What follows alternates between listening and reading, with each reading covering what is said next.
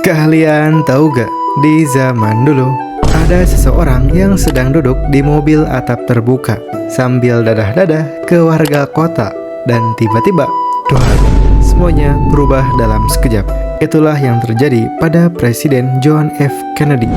John Fitzgerald Kennedy atau JFK adalah Presiden ke-35 Amerika Serikat yang menjabat dari 1961 hingga 1963, 2 tahun doang.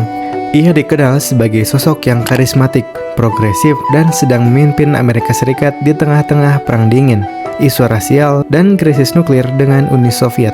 Pada tanggal 22 November 1963, JFK sedang kunjungan politik ke Dallas bersama istrinya yang bernama Jacqueline Kennedy untuk meningkatkan dukungan menjelang pemilu berikutnya. Sekitar pukul 12.30 siang, mereka menaiki mobil limusin terbuka dan berkeliling kota.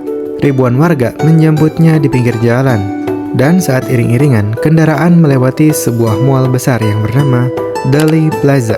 Dan tiba-tiba, terdengar suara 3 kali tembakan. Tembakan pertama yakni adalah tembakan yang meleset, rib aim. Tembakan kedua menembus punggung dan leher JFK.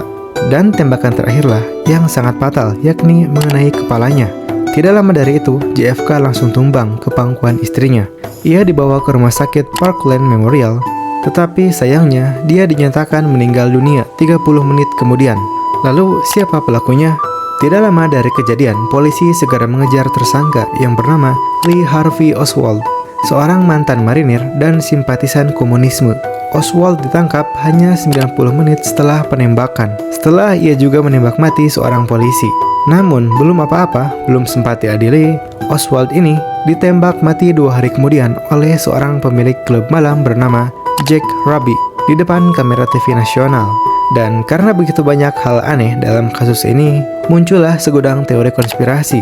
Beberapa saksi mengaku mendengar suara tembakan dari lokasi lain, yakni dari bukit rumput di sisi jalan. Teori ini menyebutkan ada lebih dari satu penembak.